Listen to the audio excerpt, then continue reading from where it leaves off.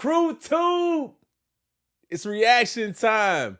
Yo, we've been away from this for way too long, man. If you guys don't know, this is why I started, man. I started out doing reactions and, quickly got away from that because, live copping and streaming has definitely been a major part of my YouTube journey, but I definitely want to get back to this. So I'm happy to be here. If you guys are watching this, I'm probably on a flight right now. So make sure you guys run it up for me because I can't really tell if y'all running it up, man. I can't really tell. So make sure you guys are running it up for me, man. Make sure you guys hit that sub button. And if you guys want to see more content like this, more reactions, make sure you guys send me videos that you want me to react to. I'm definitely reacting to more sneaker content. And then we'll go from there, man. But let's go ahead and get into this video. Today, we got a video from BOTTER Boy Nova. I'm not sure if you guys know who BOTTER Boy Nova is, but BOTTER Boy Nova is probably the biggest streamer botter on YouTube. I don't really know what category. I mean, he's definitely a sneaker YouTuber, but he does more of the botting side. So he says sneaker drops have a big problem and he's got a way to fix it. So if he's got a way to fix it, I want to listen. So let me know how you guys feel about it in the comment section below. But let's go ahead and get into the video.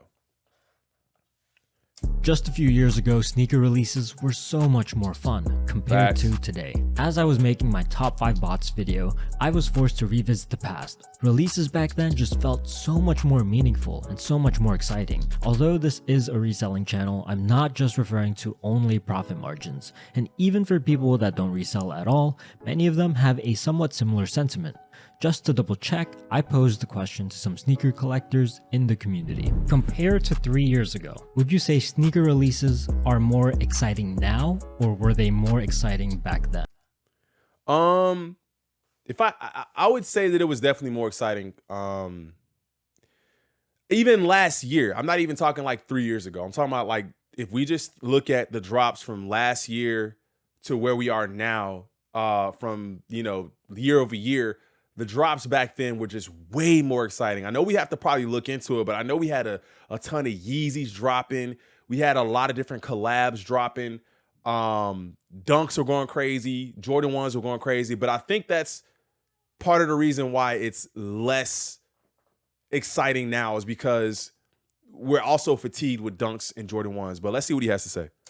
A few years ago, I think there was more excitement and more anticipation. The energy was crazy on all the drops because everything was just flying off the shelves. Right. Fast forward, there is some excitement on some releases, but some of the releases now are just completely dead, which wouldn't be dead if it was a couple years ago. Honestly, it was more exciting back then because there was just a lot of good releases coming out at the same time. But there's a lot more energy back then, but it's a lot easier to get sneakers now that you want to get for yourself. Before COVID, I think that it was more exciting than during and after COVID, because when the resale boom happened, things got exponentially more difficult to get. During COVID, the drops to me haven't been as exciting from an accessibility standpoint, but they have been very interesting in terms of release methods. Why do most sneaker releases, even for the ones that are highly anticipated, feel kind of boring?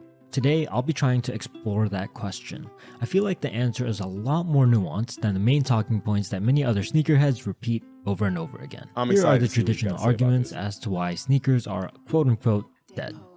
Bots have ruined the sneaker game. Bots have been around for 10 years at this point. In fact, 4 years ago when I first started, there were barely any anti-bot measures. Botting back then was a lot more effective and profitable than it is now. Even during the peak of COVID, when the number of sneaker botters were at an all-time high. Okay, so I have a confession, and I've told you guys this before, so I told you guys this. But during that time, this specific time that he's talking about, during COVID, I tried botting. I forgot which bot I even was trying to use, but I was so unsuccessful after like 2 attempts that I just quit. Just quit completely. There's so much that goes into botting that I don't really think people understand. I think they think that you could just sit down, buy a bot, and start hitting, and it doesn't really work that way. There was proxies, there was accounts I had to buy, there was I had to make sure I had on a server or whatever, bro. And I'm the worst at that kind of stuff. So it really was unsuccessful to me. So he's definitely right. There was a lot of botters coming out of nowhere. That was a much more exciting time for sneakers than 2023. There's way less botters in 2023 than there was during 2020 to 2021, but the drops in 2023 are a snooze fest. Sneakers are only about reselling now. Although these big resale numbers get a lot of attention, most releases now only resell for anywhere between $20 to $50 higher than retail price. Back then, even just a few years ago, people charged $100 over retail price routinely. Wouldn't you say that was a way more exciting time for sneakers than it is right now? True. Nike is a publicly traded company, which means they have a responsibility of maximizing financial value for their shareholders. Long story short, the company needs to make as much money as possible. As a company, a crucial part in getting people to continue to spend money with you is by listening to your customers. In theory, a customer will say they want X, your company provides X, I know where he's going with this. I know where he's going with this. Is happy. Now, what has been some of the main talking points whenever sneakerheads talk about their experience buying Nike sneakers? They can't get them.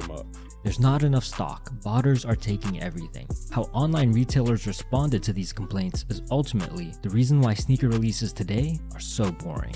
And here's why. As I went back in time and skimmed through some of my older videos, I was able to relive some of those moments. Every hype sneaker release felt like it was a worldwide event that anyone can participate in. A worldwide competition where luck, skill, perseverance, technical knowledge, and endurance. Bro, just look at this, bro. Just look at this. Look at it. It looks like I see Matrix code right now.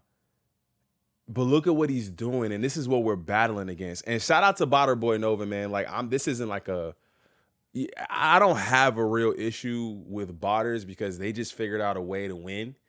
I just don't like to hear botters complain about releases or not hitting or anything like that. But just because I can't do it doesn't mean that I want to bash what they do. So that's not what this is about. But this is crazy. This is what we're up against. This is one person, by the way. Were put to the test to see who can come out victorious. During a time when sneakers weren't region locked, every single website was fair game. Anyone who was serious about buying sneakers would attempt to purchase from every website that released, regardless of the region. Since they had different time zones, it would be quite common for me to wake up at 2 or 3 a.m. to go for these releases, and then go back to sleep so I can get enough rest for the American releases. Back then, there were a lot more websites. I know y'all just seen that. Cactus Jack Air Jordan 1 High OG. 3 pairs carded. Look at all these different accounts.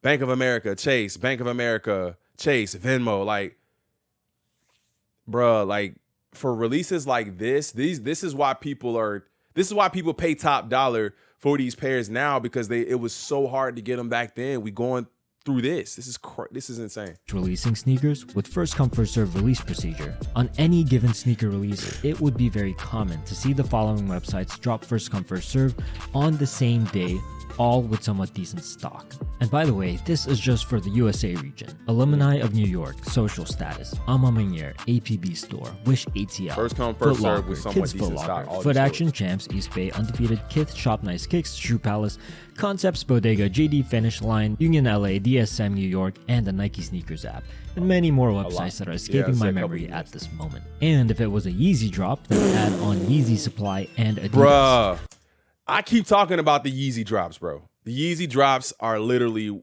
why things seem as boring as they are. There's just something missing. Adidas is missing. Like we get a New Balance drop every now and again. You know what I'm saying? Like outside of Nike, there's nothing dropping. I mean, there's a lot of smaller brands that drop pairs like Saya. I won't say a lot of smaller brands, but Saya dropped some stuff. We seen Factory Lab do kind of like a foam runner croc looking thing. So they're trying, but it will never match what Yeezys did. The vast majority of these first come, first serve, and surprisingly, even if you didn't have a bot, for many of these websites, there were a few tricks that you can do to make your chances of copying quite high, such as the Shopify queue bypass trick, the multiple people method, and of course, QuickSight's sock jig. In store, first come, first serve for many of these retailers was very common too. To summarize this whole thing that I'm trying to say is that you had so many websites to go for, which means you had so many opportunities to buy hype sneakers for retail. Compare that to now, usually it's just 1 or 2 websites dropping first come first serve. I'll admit it's a lot less stressful. But look at how many checkouts he just had. 3, we trying to get 1. And a lot less expensive as far as sneaker botting is concerned, but it's just a bit bland. What? And I'm sure this is when like people really still loved pandas, because for some reason the panda hate is at an all-time high, and I think it's just a really clean sneaker. But 8 pairs of pandas, where I remember people were like, bro, like I need a pair. My mom needs a pair. My girl needs a pair. My daughter needs a pair. My son needs a pair. Now it's like pandas. And I think a lot of people will agree with me. Over time, little by little, many online retailers opted to just do raffles. So why and how did this happen? As I mentioned earlier, if you own a for-profit company, you want to listen to your customers. And every store that I listed earlier all had similar complaints, which went something along the lines of, I can't buy the sneakers because of bots. But back then, you were absolutely able to buy sneakers without bots. You just had to do a little bit of research on how to... You could buy, but how likely is it that you would hit? Like the possibility was there. I see what he's saying. Like you could do it, but could you do it? The likelihood of hitting on a lot, like we talking about Yeezy supply, well, manual checkouts in 2019. I mean, to actually do it. You just need to be prepared at drop time. But people always want to point the finger and point the blame at someone else for their own shortcomings. Even today, some people blame certain websites that are virtually unbottable to be plagued with bots when it's just not true. The reality is, even if bots didn't exist at all, there's just not enough stock for everyone. But I digress. So how did these companies react to these complaints? While most of them moved away from first come first serve and instead decided to do raffles, did this stop botting? Absolutely not a chance. Raffles get botted just as much, if not even more, than first come first serve releases. So we'll experience this in the next couple of days or so. We will be experiencing this when the Travises start dropping raffles. When they start dropping raffles to like I'm on my year, social status, APB, stuff like that, you'll see that within the first day, you probably won't even be able to enter because it's going to be so jam-packed. Unless you get in like as soon as it drops, like right away, you're going to have to wait an entire day. But by then, there's 200,000 entries, into the raffle. So I don't like that either. Not only that, but this makes backdooring way easier to pull off. When an online retailer does first come, first serve, there's many ways to tell how much stock actually dropped. But when they put up a raffle, it's impossible. In fact, back when I attempted to bot raffles, some of the developers were able to confirm that there were a few websites that put up their raffle form for almost every hype release, and they just never pick winners. So what? Now, I've seen that and I've heard of that even recently. Like, I think it was the SB4. Like, people weren't picking winners for those. Like, I think it was Cop Date, either Cop Date or CCS Plus that we entered. And they posted, all the pairs have been, sent out or whatever. But then they posted that they got, the pairs hadn't been picked up. So I don't know, bro. The whole raffle thing doesn't really sit well with me either. No. They said all winners have been notified. And then later on, they posted that the pairs, they still had pairs in store for pickup. So I don't know, bro. Ended up happening to the stock that was allocated to their store. Probably backdoored. And what's stopping an online retailer from just selectively picking their friends and family to win? Absolutely nothing. Some websites, the biggest one being Foot Locker, had made it so that the more you spend on the website, then the higher chance you get to win the raffle. And I don't really love that either, because I know people who spend so much money and they still haven't hit. Like, if you haven't hit, and you spend a ton of money on Foot Locker or JD or anything like that, let me know in the comment section below. But I know a lot of people who have spent a ton of money and still haven't gotten even gotten EA. Here's the thing. Even if you did spend a lot of money on the website, it's still not a guarantee. Definitely not. You can spend thousands of dollars like I did on Foot Locker and still never hit a single raffle. Luckily, I was able to make profit from that spending. But I would imagine that there would be some people who just spend maybe even more money than I did just for the sole purpose of having a higher chance of winning raffles. And at the end of the day, not winning any raffles. It makes perfect business sense, but I can't help but feel as if there's something off-putting about that. If I'm not mistaken, there's a few skate shops that got called out on Twitter for making it a requirement to spend at least $40 to $50. I think it was for Nike just put out something about this. Like, not just put it out, but recently put out like the rules for what stores that have their products can do. And this was one of the things they're not supposed to do. But Nike has to do a better job of upholding the law. You can't just put out the law and then don't uphold the law. Like, I think it was Black Sheep.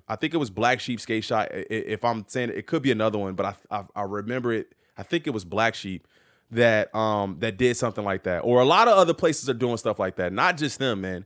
Skate shops are notorious for pay to play and backdooring. For customers to be able to enter a raffle for a chance to purchase a sneaker. So if you don't want to spend any extra money, some websites are outright not even an option for you. So let's compare the online first come first serve and online raffle release procedures. For first come first serve, the main complaint that people make is that they have to compete with botters. But here's the thing. Anyone can get a bot nowadays. It costs as little as $5 to rent a bot, link in the description, and there are many communities that can help you learn how to bot, link also in the description. Although it won't be free and success is still not guaranteed, you have a choice here. You might not even need to bot, as some websites have really good anti-bots. Get with it or get lost. But now, let's list the things I was talking about earlier for online raffles. Not only do you still have to deal with botters, but now you have all these other issues that are out of your control. I'm not saying that all first come first serve releases are not prone to any of these problems at all, but with raffles, it's infinitely easier to do. Also, just to make one thing clear, I'm not saying that all raffles are unfair. I think some raffles are very fair. Here's another thing with raffles. It's just boring. Putting your name in a hat is a lot less entertaining than a test of skill, technical know-how, adaptability, speed. It's definitely more boring, but at least you feel like you have a chance. At least, even with what you're saying, bro. And I agree for some of the things that you're saying, man. But at least you feel like you have a chance. Against bots, it literally feels like you do not have a chance. And maybe that's because the whole raffle bot thing is maybe a little bit newer. So we haven't been, and we don't see it. They don't post clips like that. They don't post 30 clips, 50 clips of hitting shoes. So I agree, but I disagree, man. He's talking. Look at the content. This is the SB Dunk Low Lobster. You see how that went? That was insane, bro. That drop was crazy. Nobody hit. And luck, all of which are put to the test within a matter of 20 to 30 seconds where everyone is competing against each other. So if I had to pick between the two online procedures, first come first serve would be the obvious choice. What is another thing that changed between then and now? Higher stock. Now we have a new dunk colorway dropping every day, and Panda Dunk seemingly restocking twice a month. As a result, we are now living in the Panda Dunk pandemic. What about the taxi ones? This is a beautiful colorway, and the leather is buttery. This would have easily been $350 if the year was 2019, I'm pretty sure. But it's barely over retail. The reality is, scarcity of a product has a profound effect on demand. Many sneakerheads say, just make more stock, Nike. So Nike delivered, and boom, retros sitting in. Bruh, now you're hitting it on the head. Bro. I have been saying this forever. There's this big argument between hype beasts, sneakerheads. We have to admit at some point, and I'm not saying all people, because there are definitely some people out there who are not like this, but a lot of people really just want their pair to be more exclusive, bro. I know for a fact when I see a pair has 270,000 pairs, I kind of shy off of it a little bit. One, because people say, oh man, you got to hold the shoe for a year and then wear it. I don't do that, bro. Like if I get the shoe, I want to wear it immediately. But because everybody else hit on it, they all wearing it the same place I'm wearing it to, I don't really want it. I prefer a pair that has 60, 70,000 pairs. You know what I'm saying? Like, we got to admit that. We have to admit that. Stores. This is what you guys wanted, right? No, it's Here's not. a perfect recent example. Air Force One Tiffany's. When the preview for this was released, man, there were a lot of people hating on the shoe. When it turns out that this was actually hard to get, oh, it's fire all of a sudden. Come on. As long as there's demand. Whoever invented the words fire and brick probably ruined the sneaker game. Not invented the words. I'm not saying invented the words, but incorporated them in reference to sneakers. Fire and brick are two. Like if it's fire, everybody wants it. If one person calls it a brick, it's over. Let me know if y'all agree with that in the comment section below. There's value in the exclusivity of a shoe. They restock the Off-White Air Force Ones every month, and they made this a general release sneaker, and anyone that has a Foot Locker near them is able to buy this shoe. It will absolutely erase a lot of what makes this collectible sneaker so special. Personally, whenever I see someone wearing that pair in person, my jaw is on the floor. But what if I saw the sneaker every day?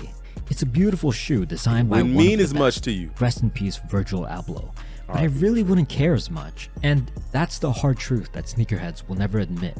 So when sneakerheads say, I want more stock, I don't believe them. Neither do I. They just want enough stock so they can cop for retail. But when Nike adjusts the stock numbers to a point where they make it easy for them to cop for retail, all of a sudden, they don't want the sneaker anymore. But the main takeaway from this is that because of higher stock numbers, we go for less sneakers. And going for sneakers that are basically sitting in stores, let's be honest, that's boring. By the way, I want to acknowledge that there are several sneakerheads that really don't care about the hype, and they just want the convenience.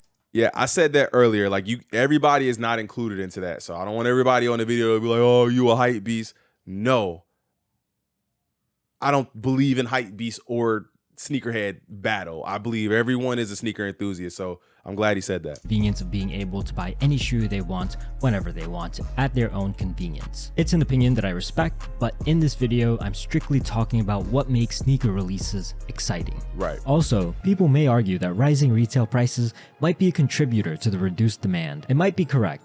In reality though, in the case of Nike Jordans anyway, accounting for inflation, most models are cheaper now than their original price. Really? The real problem lies in quality control. In the eyes of the everyday shopper, they see prices going up and quality going down. The Jordan 3 Reimagined sneaker released for $210, and a lot of customers were saying that the leather looked different between the right and left shoe. Back in 1988. The Jordan 3 elephant print was a design choice, selected by Tinker Hatfield in response to Michael Jordan's desire for a more luxurious look and feel to the shoes. But today, we get a pair of sneakers where the right shoe can look way different than the left shoe. If I had a pair that looked like this, I would not be happy. I would second guess if I would ever want to buy another pair of Jordan shoes ever again. By the way, this is just speculation, but I think the increase in production numbers may have also had something to do with the quality control. But I don't know for sure. Last but not least, let's talk about the actual sneakers themselves. Yeezys made things so exciting. They would always drop some wacky new silhouette. Now you're hitting it on the head, bro. Xeno G. I keep saying it. He's saying it too. So I agree with a lot of what he's saying. I do disagree with some of the things he's saying. I agree with a lot of what he's saying. Yeezys made this way more exciting, man. Like, do you remember 7 a.m. foam runner drops on Yeezy Supply, or slide drops on Yeezy Supply, then a 9 a.m. drop for Jordan 1s or Jordan 4s. It was fun. Now we don't have that. The sneakers, the oven mitt boots, bananas, tripophobias, the dumplings, and then Nike would come out with some bangers like some Off-Whites, Travis Scotts, retros that are must-haves like Jordan 4 Fire Reds, 11 Cool Grays, UNC 1s, not to mention Supreme.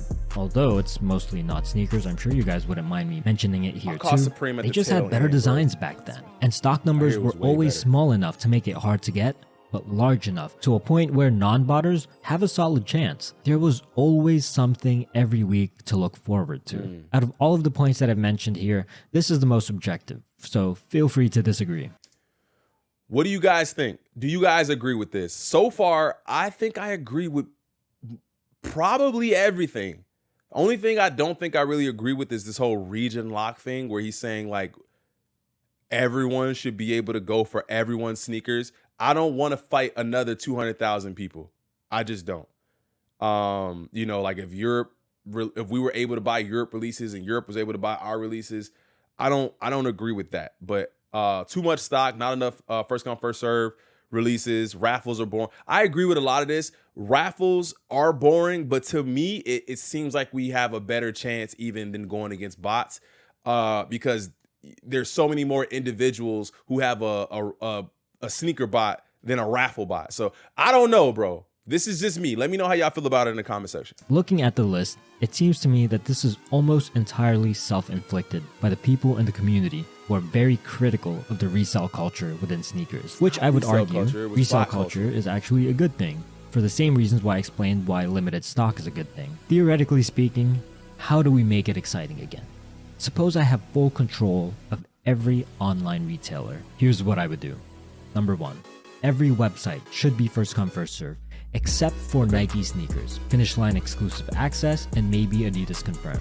Number 2, every website should enforce a strict address limit, anywhere between 1 to 5 checkouts per address. I could agree. Finish Line, mostly Shopify websites and foot sites, are already able to effectively do this in the present day without issue. Number 3, websites shouldn't be region locked. If I live in the USA, I should be able to buy from European websites and vice versa. Number 4, this might be impossible, but any anti-bot measures that even have a slight chance of negatively affecting manual users should not be implemented.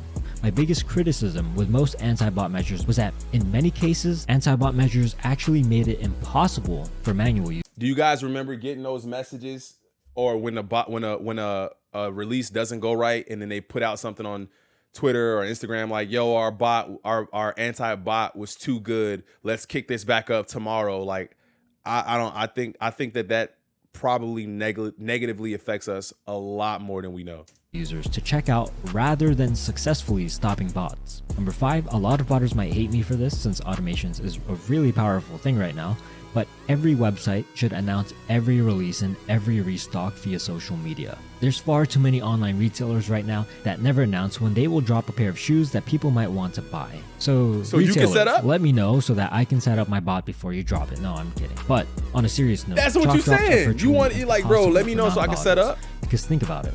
You can't expect a regular shopper to just refresh your new arrivals page every minute of the day, hoping to catch a shock drop.